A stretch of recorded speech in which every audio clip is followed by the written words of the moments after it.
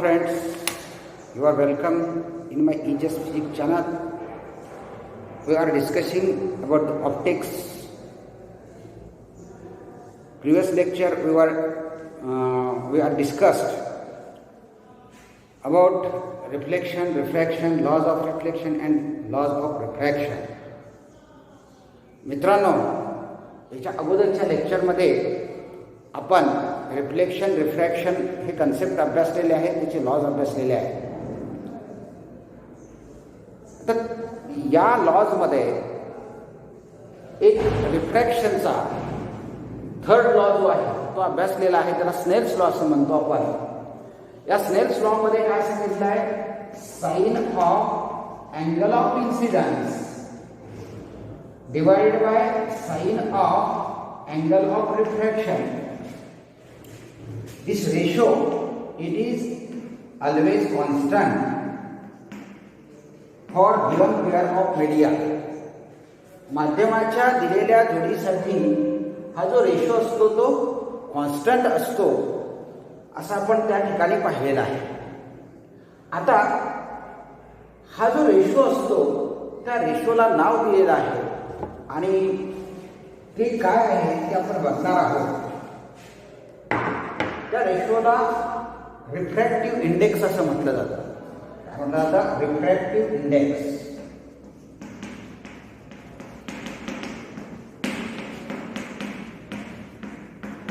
Refractive index it is denoted by mu. 1 2.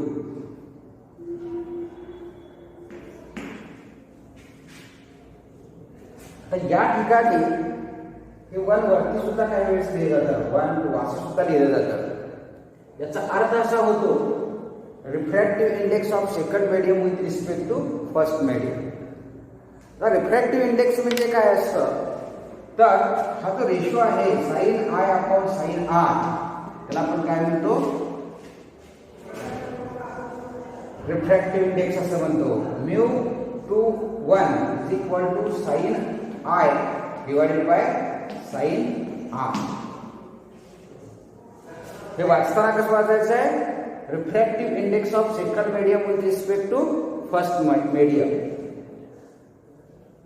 It is equal to ratio of sine of angle of incidence in first medium to the sine of angle of refraction in second medium. Refractive index म्हणजे काय आहे? तर हा एक constant आहे आणि तो constant म्हणजे काय असतं? तर पहिल्या मीडियममध्ये असणारा अँगल ऑफ इन्सिडन्स त्याचा साइन रेशो आणि दुसऱ्या मीडियममध्ये असणारा अँगल ऑफ रिफ्रॅक्शन त्याचा साइन रेशो, या दोन्ही साइनचा रेशो घ्यायचा आहे, त्याचं गुणोत्तर घ्यायचं आहे. आणि हा नेहमी रेशो कसा असतो?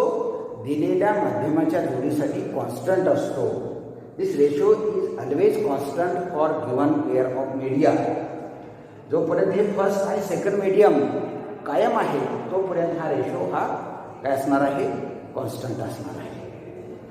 आता ही जी रिफ्रॅक्टिव्ह इंडेक्स असते तिच्यासाठी अजून एक फॉर्म्युला आहे, तो म्हणजे पहिल्या मीडियम मधली स्पीड डिवायडेड बाय दुसऱ्या मीडियम मधलं स्पीड. बघा, आणखी त्याचा फॉर्म्युला आहे. आता हा जो फॉर्म्युला आहे तो स्नेल्स लॉ वरून आलेला आहे आणि नंतर पुढच्या वर्षामध्ये तुम्ही काय करणार आहात? हेजिस वेव्ह थिअरी शिकणार आहात आणि त्याच्यामध्ये हा फॉर्म्युला तुम्हाला येणार आहे. तो फॉर्म्युला असा आहे mu two 1 which is equal to C1 upon C2. C1 upon C2 म्हणजे काय? Speed of light in first medium divided by speed of light in second medium. हे दोन्ही रेशो जे असतात ते सेम असतात. ज्यावेळेस लाईट रेज एका मीडियम मधून दुसऱ्या मीडियम मध्ये जात असतात, बघा या ठिकाणी हा ग्लास स्लॅब आहे, याच्या सभोवती काय आहे? एअर आहे. वाय या एअर मधून एका मीडियम मधून म्हणजे फर्स्ट मीडियम म्हणूया, हे लाईट रेज कुठं आले? सेकंड मीडियम मध्ये. ठीक आहे. आता या ठिकाणी सेकंड मीडियम आहे तर आपण थोडा वेळ ग्लास म्हणूया. ग्लास या ठिकाणी पहिल्या मीडियम मधलं स्पीड C1, दुसऱ्या मीडियम मधलं स्पीड C2, किंवा हे तुम्ही असं सुद्धा सफिक्स वापरू शकता. याच्यातलं स्पीड जे आहे ते CA अपॉन CG. आता हा जो रेशिओ असतो त्याला काय, त्याची किंमत किती येते, sine I upon sine R एवढीची येते. म्हणजे refractive index it is also ratio of speed of light in first medium to the speed of light in second medium. अशा पद्धतीनं तुम्हाला हा रिफ्रॅक्टिव्ह इंडेक्स हा जो कन्सेप्ट आहे तो पाहता येईल. का दोन फॉर्म्युले झाले, μ21 इज इक्वल टू काय असेल हे, sine I upon sine R. हा एक फॉर्म्युला. तुम्हाला हे सगळे फॉर्म्युले वापरावे लागणार आहेत. That is equal to C1 upon C2. हा एक रेशो आपल्याकडे तयार झाला. तर याच्यामध्ये पहिल्या माध्यमामध्ये स्पीड C1, दुसऱ्यामध्ये C2 मांडलेला आहे.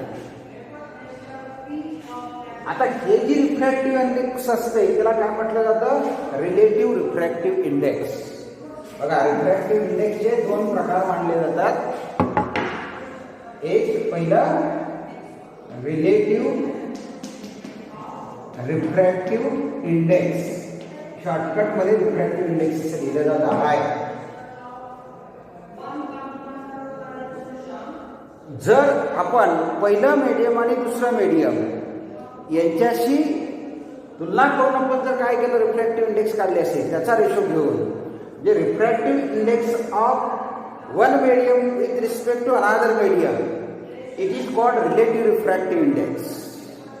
एका माध्यमाची दुसऱ्या माध्यमाशी आपण काय करत असतो, रिफ्रॅक्टिव्ह इंडेक्स काढत असतो. त्याला काय म्हणायचं, रिलेटिव्ह रिफ्रॅक्टिव्ह इंडेक्स असं म्हणायचं. म्हणजे पहिलं मीडियम कुठलं तरी असेल, दुसरं कुठलं तरी असेल, त्यावेळेस ही जी रिफ्रॅक्टिव्ह इंडेक्स येत असते हे दुसऱ्या मीडियमची असते with respect to first medium. समजा पहिल्या ठिकाणी एअर असेल आणि दुसऱ्या ठिकाणी ग्लास असेल तर ती या पद्धतीने दिली जाते, μAG, किंवा refractive index of glass with respect to air, या पद्धतीने हे लिहिलं जाईल.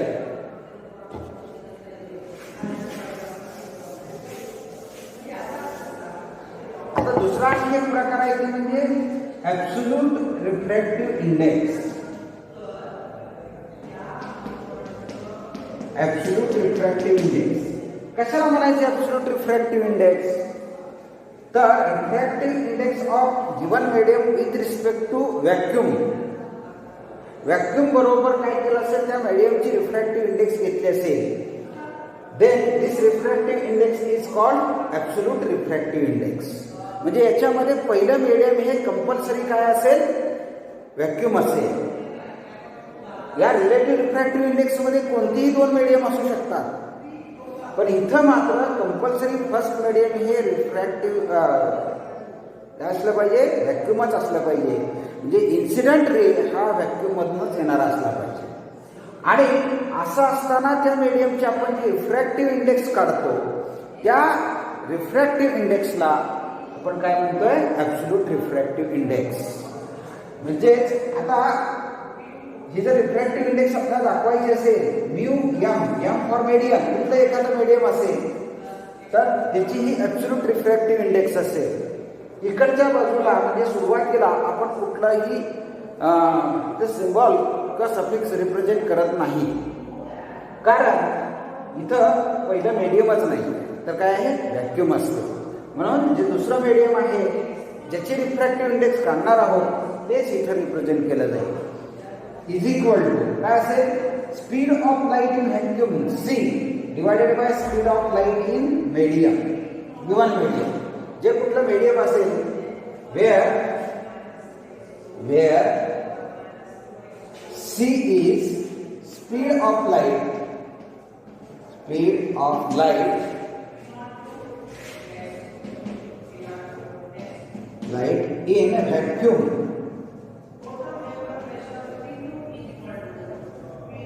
vacuum. आणि एम म्हणजे काय असेल, स्पीड ऑफ लाईट. इकडं घेतो मी.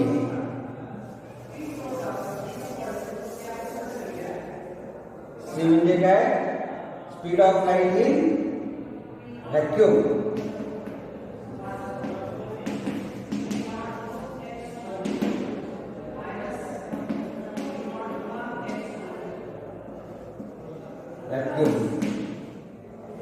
आणि सी एम म्हणजे काय असेल, speed of light in medium. Speed of light in medium. तर या पद्धतीनं आपल्याला एक असं दुसऱ्या प्रकारची ऍब्सोल्यूट रिफ्रॅक्टिव्ह इंडेक्स घेता येईल. समजा त्या ठिकाणी ग्लास हे मीडियम असेल तर तुम्ही काय करणार, म्यू जी असं घेणार. इथे इक्वल टू काय असेल, सी अपॉन सी जी. समजा वॉटर असेल तर त्या ठिकाणी याची ऍब्सोल्यूट रिफ्रॅक्टिव्ह इंडेक्स घेताना mu W is equal to C upon C W. C म्हणजे व्हॅक्यूम मधलं लाईटची स्पीड, सी डब्ल्यू म्हणजे वॉटर मधलं लाईटची स्पीड. या पद्धतीने तुम्हाला काय करता येईल, हे ऍब्सोल्यूट रिफ्रॅक्टिव्ह इंडेक्स आणि रिलेटिव्ह रिफ्रॅक्टिव्ह इंडेक्स काढता येईल.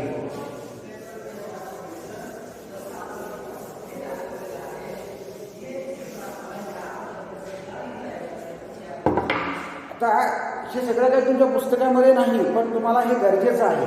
याच्यावरती तुम्हाला प्रश्न विचारले जाणार आहेत. तुमची जे काय ऑब्जेक्टिव्ह टेस्ट वगैरे असतात, नीट, सीईटी, जेईई वगैरे, त्याच्यामध्ये हा जो बेस आहे तो बेस हे करून प्रश्न त्याच्याशी रिलेटेड असू शकतात.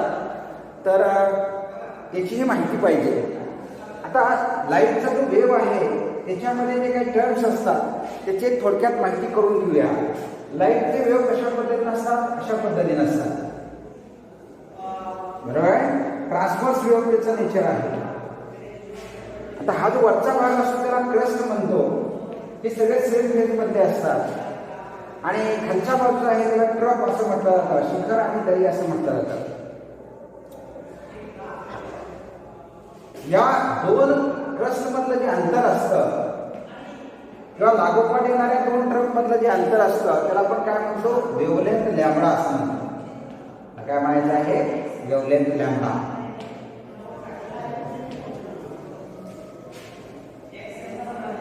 म्हणजेच बघा, वेव्हलेंथ तरंग लांबी इथे डिनोटेड बाय लॅम्बडा. ठीक आहे. त्याच्यानंतर दुसरी टर्म आहे याची फ्रिक्वेन्सी.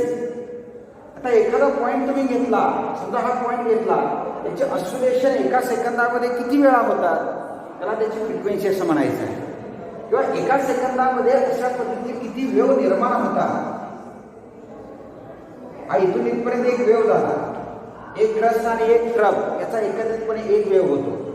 एखाद्या पॉइंटच्या ठिकाणी जर आपण विचार केला तर या ठिकाणी किती क्रस्ट आणि किती ट्रप, म्हणजे एक वेव्ह, असे किती वेव्ह एका पॉइंटच्या ठिकाणी ट्रान्सफर झाले. वेव्ह पुढं पुढं जाताना हे सतत क्रस्ट ट्रप त्या पॉइंटच्या ठिकाणी क्रिएट होत असतं. आणि वेव्ह तिथून जात असताना अशा पद्धतीनं किती वेव्ह युनिट टाइम मध्ये पास झाले, एका सेकंदामध्ये पास झाले, त्याला काय म्हटलं जातं, फ्रिक्वेन्सी असं म्हटलं जातं. फ्रिक्वेन्सी. आणि ही फ्रिक्वेन्सी जी आहे एन किंवा न्यू या लेटरने दाखवली जाते. एन किंवा न्यू. काही ठिकाणी एन हा सुद्धा सिंबॉल वापरला जातो, काही ठिकाणी न्यू हा सुद्धा सिंबॉल वापरला जातो. आता याच्यानंतर दुसरा आहे स्पीड. स्पीड हा जो डिस्टर्बन्स क्रिएट झालेला आहे तो युनिट टाइम मध्ये किती डिस्टन्स चालून गेला त्याला आपण काय म्हणतो, स्पीड म्हणतो. ते आपण व्ही किंवा सी या लेटरने दाखवतो. लाईटच्या बाबतीमध्ये सी हा सिंबॉल वापरला जातो. मेकॅनिकल वेव्ह जर असतील तर त्या ठिकाणी व्ही हा सिंबॉल वापरला जातो. आपल्याला काय करायचं आहे, हे वेव्हलेंथ, फ्रिक्वेन्सी आणि स्पीड कट आपण व्हेलॉसिटी सुद्धा म्हणतो, याच्यामधलं जे रिलेशन आहे ते आपल्याला माहिती करून घ्यायचं आहे. आणि हे रिलेशन काय असतं, C is equal to nu into lambda असं रिलेशन असतं. हे तुम्हाला नंतर याच्या अगोदरचा जो काय साऊंड वेव्हचा वगैरे भाग आहे त्यामध्ये ह्या फॉर्म्युल्याचं कशा पद्धतीनं रूप आहे तेही आहे आणि कसा फॉर्म्युला तयार होतो तेही तुमच्या इथं लक्षात येईल. तर हा फॉर्म्युला काय, स्पीड कोणताही वेव्ह असू द्या त्या वेव्हचं स्पीड बरोबर काय असतं, फ्रिक्वेन्सी आणि वेव्हलेंथ यांचा गुणाकार असतो. आता वेव्हलेंथ म्हणजे काय, फ्रिक्वेन्सी म्हणजे काय हे तुमच्या लक्षात आलं असेल. वेव्हलेंथ म्हणजे काय आहे तर लागोपाठ येणारे सेम फेजमध्ये असणारे सेम व्हायब्रेशनल कंडिशनमध्ये असणारे जे दोन पॉईंट असतात त्या वेव्ह पॅटर्नवरचे त्यांच्यामधलं अंतर म्हणजे वेव्हलेंथ मानलं जातं. आता इथं ही सेम व्हायब्रेशनल कंडिशन आहे, हे दोन्ही पॉईंट वरच्या स्टेजला आलेले आहेत. लक्षात आहे ना, म्हणजे याला काय म्हणतात सेम व्हायब्रेशनल कंडिशन किंवा दोन क्रस्ट पोझिशन असं म्हटलं जातं. किंवा समजा हे दोन पॉईंट तुम्ही विचारात घेतले त्याच्यामधलं सुद्धा अंतर किती असेल, ह्या लॅम्बडा एवढंच असेल. किंवा एखाद्याला वाटलं हा पॉईंट आणि इथला पॉईंट विचारात घ्यायचा आहे, हे दोन्ही कसे आहेत सेम व्हायब्रेशनल कंडिशन. हाही पॉईंट इथं वेव्ह वरती चालला, इथेही पॉईंट वेव्ह वरती चाललेला आहे, म्हणजे याची कंडिशन आणि याची कंडिशन सारखीच आहे. याच्यामधलं अंतर किती असेल, वेव्हलेंथ एवढंच असेल. म्हणून वेव्हलेंथ म्हणजे काय तर त्या वेव्ह पॅटर्नवरती सेम फेजमध्ये असणारे लागोपाठचे दोन point, distance between two successive points which are in same phase. Phase means vibrational condition. It is called wavelength. एखाद्या वेव्ह पॅटर्नवरती एकाच व्हायब्रेशनल कंडिशनमध्ये असणारे म्हणजे सेम फेजमध्ये असणारे लागोपाठचे दोन पॉईंट सक्सेसिव्ह और कॉन्झिक्युटिव्ह असा शब्द इथं वापरला जातो. सक्सेसिव्ह दोन पॉईंट मधला अंतर म्हणजेच काय असेल, वेव्हलेंथ. फ्रिक्वेन्सी म्हणजे काय, नंबर ऑफ ऑसिलेशन्स और number of waves perform in unit time. एका सेकंदामध्ये किती ऑसिलेशन किंवा युनिट टाइममध्ये किती ऑसिलेशन निर्माण होतात. तिथं एखादा पॉईंट कन्सिडर केला त्या ठिकाणी युनिट टाइममध्ये किती ऑसिलेशन तयार होतात त्याला काय म्हटलं जातं, त्या वेव्हची फ्रिक्वेन्सी असं म्हटलं जातं. आणि स्पीड म्हणजे काय, distance travelled by wave in unit time. एकच कालावधीमध्ये या वेव्हनं किती अंतर पुढे पार केलेलं आहे तर आपण काय म्हणतो, त्या वेव्हचं स्पीड असं म्हणतो किंवा त्या वेव्हची वेलॉसिटी असं म्हणतो. आणि मग या तीन ज्या क्वांटिटी आहेत या तीन क्वांटिटी मधलं जे रिलेशन आहे ते रिलेशन काय आहे, C is equal to nu into lambda. बरोबर आहे. आता हे रिलेशन वापरायचं आहे आणि जी रिफ्रॅक्टिव्ह इंडेक्स आहे ती वेव्हलेंथच्या फॉर्ममध्ये आपल्याला पाहिजे आहे. आता ज्या वेळेस लाईट वेव्ह बघा, ज्या वेळेस लाईट वेव्ह एका मीडियम मधून दुसऱ्या मीडियम मध्ये जात असतात, ज्या वेळेस लाईट वेव्ह एका मीडियम मधून दुसऱ्या मीडियम मध्ये जात असतात तेव्हा त्यांची फ्रिक्वेन्सी जी असते त्याच्यामध्ये कोणताही बदल होत नाही. पहिल्यांदा हा लाईट वेव्ह या पहिल्या मीडियम मध्ये आहे, फर्स्ट मीडियम मध्ये आहे. याचं स्पीड जे आहे ते काय आहे, C1 मानूया. पहिल्या मीडियम मध्ये हा जो लाईट रे आहे याचं स्पीड किती आहे, C1 एवढा आहे. आता या ठिकाणी आल्यानंतर मीडियम चेंज होतं, या बाउंड्रीवरती किंवा हा जो पॉईंट आहे याच्यानंतर मीडियम बदललेला असतो. आता दुसऱ्या मीडियम मध्ये लाईटचं स्पीड जे आहे ते आपण काय म्हणूया, C2 मानूया. हे जे मीडियम आहे ते कुठला आहे, सेकंड मीडियम आहे. आता लाईट रेज एका मीडियम मधून दुसऱ्या मीडियम मध्ये जात असताना when light rays travels from first medium to second medium or one medium to another medium, this frequency always remains constant. काय असतं तर ही फ्रिक्वेन्सी जी असते ती नेहमी कॉन्स्टंट राहत असते. वेव्ह कोणत्याही प्रकारचा असू द्या, लाईट वेव्ह असू द्या नाही तर दुसरा कुठलाही असू द्या, इव्हन साऊंड वेव्ह सुद्धा ज्यावेळेस एका मीडियम मधून दुसऱ्या मीडियम मध्ये जात असतात तेव्हा त्यांच्या स्पीडमध्ये बदल होईल, वेव्हलेंथ मध्ये बदल होतो, पण काय शिल्लक कोणत्या क्वांटिटीमध्ये बदल होत नाही. त्याची जी फ्रिक्वेन्सी आहे न्यू फ्रिक्वेन्सी, ही फ्रिक्वेन्सी कायमस्वरूपी कॉन्स्टंट राहते. जरी मीडियम बदललं वेव्हनं एका माध्यमातून दुसऱ्या माध्यमामध्ये प्रवेश केला तरी सुद्धा त्याची फ्रिक्वेन्सी ही काय राहते, कॉन्स्टंट राहते. आता पहिल्या मीडियममध्ये स्पीड c1 आहे, त्याची वेव्हलेंथ आपण λ1 मानूया. दुसऱ्यामध्ये वेव्हलेंथ काय मानूया, λ2 मानूया. असं जर असेल तर रिफ्रॅक्टिव्ह इंडेक्स, सेकंड मीडियमची रिफ्रॅक्टिव्ह इंडेक्स आपल्याला काढायची आहे. या फॉर्म्युल्यानुसार c1 इज इक्वल टू काय असेल, म्यू इंटू λ1 होईल. त्याच पद्धतीने c2 इज इक्वल टू काय, म्यू इंटू λ2. बरोबर आहे. μ21 that means refractive index of second medium with respect to first medium is equal to काय आहे, c1 upon c2. आता या ठिकाणी वरच्या फॉर्म्युल्यातले जर किमती भरल्या तर काय होईल, mu into λ1 divided by mu into λ2. हे न्यू कॉन्स्टंट आहे ते कॅन्सल होऊन जाईल. पण आता रिफ्रॅक्टिव्ह इंडेक्सचा अजून एक फॉर्म्युला आपल्याकडे येईल, तो म्हणजे या पद्धतीने असेल, μ21 is equal to λ1 divided by λ2.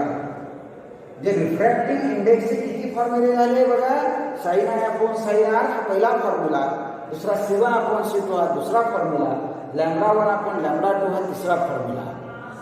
कोणत्याही फॉर्म्युल्यासह तुम्ही डिटरमाइन करा रिफ्रॅक्टिव्ह इंडेक्स, उत्तरामध्ये फरक पडणार नाही. प्रत्येक ठिकाणी हा जो रेशो आहे तो काय असणार आहे, कॉन्स्टंट असणार आहे.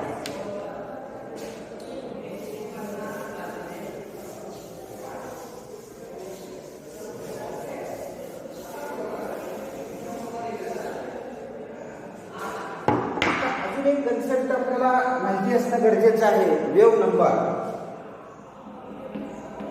वेव्ह नंबर, वेव्ह नंबर कशाला म्हणायचं, हा जो वेव्ह नंबर आहे तो μ⁻⁻1 ज्या सिम्बॉल्सने रिप्रेझेंट केला जातो. आणि याची डेफिनेशन आहे, wave number is the reciprocal of wavelength. वेव्हलेंथचा रेसिप्रोकल म्हणजे काय म्हटलं जातं, वेव्ह नंबर म्हणतात. लक्षात आहे. आता पहिल्या मीडियम मध्ये जे वेव्ह नंबर आहे त्याला आपण काय म्हणूया, μ1 बार, μ1 रेस टू -1 असं म्हणूया. आणि इथं त्यासाठी काय होईल, 1 अपॉन λ1. त्याच्यानंतर μ2 बार इज इक्वल टू काय असेल, 1 अपॉन λ2. आता आपण काय करूया, रिफ्रॅक्टिव्ह इंडेक्स घेऊया. μ21 is equal to λ1 upon λ2.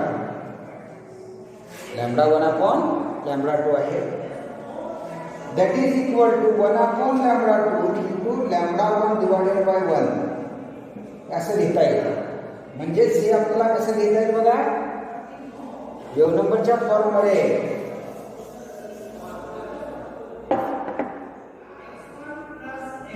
μ21 is equal to हे 1 अपॉन λ2 म्हणजे रेसिप्रोकल काय असेल, μ2 बार इंटू हे काय असेल, 1 upon μ1. that is equal to μ2 raised to -1 upon μ1 raised to -1. त्यानंतर अजून एक रिफ्रॅक्टिव्ह इंडेक्सचा फॉर्म्युला तयार झाला. तो कसा असेल, this formula is in terms of wave number. Wave नंबरच्या फॉर्ममध्ये हा फॉर्म्युला तयार होईल आणि तो फॉर्म्युला असा असेल, μ2 raised to -1 upon μ1 raised to -1. हा दुसऱ्या फॉर्ममध्ये. ठीक आहे. वेगवेगळ्या फॉर्ममध्ये आपल्याला हे फॉर्म्युले दाखवता येतात. वेगवेगळ्या फॉर्ममध्ये आपल्याला हे रिफ्रॅक्टिव्ह इंडेक्स रिप्रेझेंट करता येते.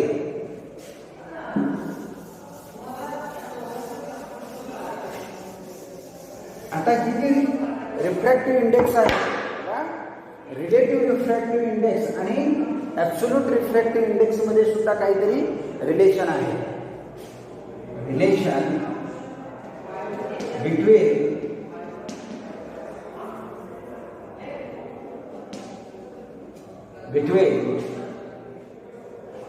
absolute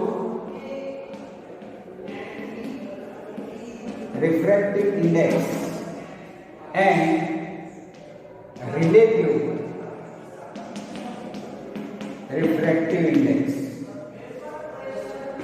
रिलेटिव्ह रिफ्रॅक्टिव्ह इंडेक्स आणि ॲब्सोल्यूट रिफ्रॅक्टिव्ह इंडेक्स यांच्यामध्ये जे रिलेशन आहे ते रिलेशन आपल्याला काय करायचं आहे, काढायचं आहे. आपल्याला माहिती आहे refractive index of second medium with respect to first medium which is equal to C1/C2. याला इक्वेशन 1 म्हणतात.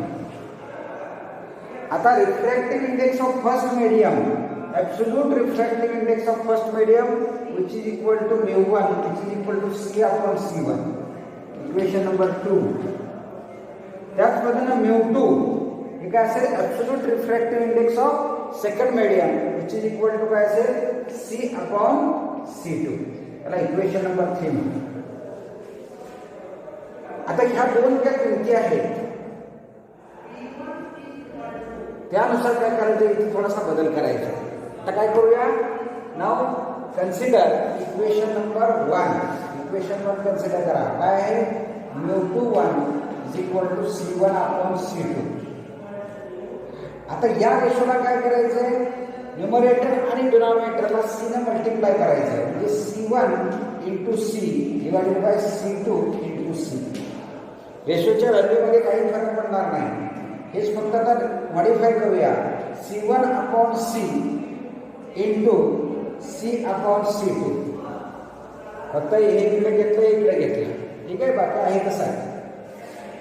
आता याच्यानंतर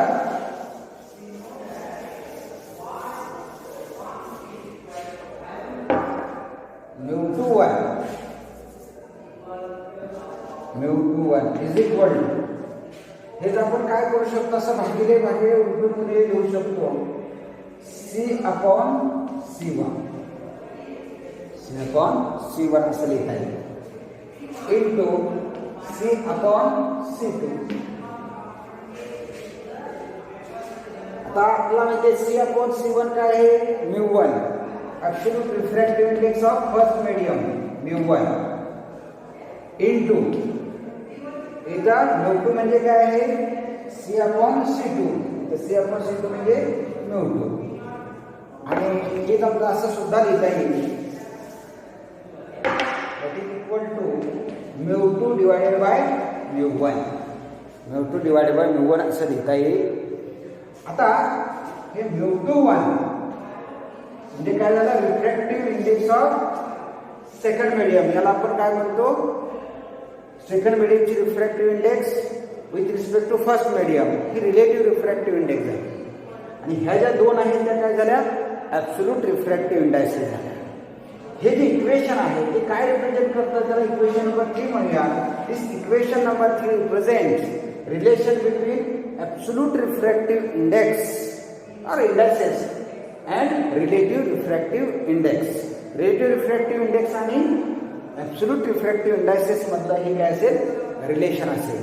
अशा पद्धतीने तुम्ही त्याच्यामधला अजून एक फॉर्म्युला मिळवू शकता. बघा किती फॉर्म्युले तयार झाले. याच्यावरती कोणत्याही पद्धतीनं कसाही प्रश्न विचारला जाऊ शकतो किंवा हे कुठंतरी यूज करावं लागतं. ही बेसिक माहिती फार महत्त्वाची आहे. बघा refractive index mu21 is equal to काय आहे, sin I/sin R is equal to C1/C2 is equal to λ1/λ2. कोणताही फॉर्म्युला यूज करावा लागू शकतो. Is equal to mu2 raised to -1/mu1 raised to -1 in terms of pure number. आणि is equal to mu2/mu1 in terms of absolute refractive indices. मग जसा तुम्हाला problem असेल त्या पद्धतीनं काय करावं लागेल, हा फॉर्म्युला यूज करावा लागेल. काही वेळेस sin I/sin R चा फॉर्म्युला यूज करावा लागेल, काही वेळेस C1/C2 चा फॉर्म्युला यूज करावा लागेल. जसा असेल त्या पद्धतीने.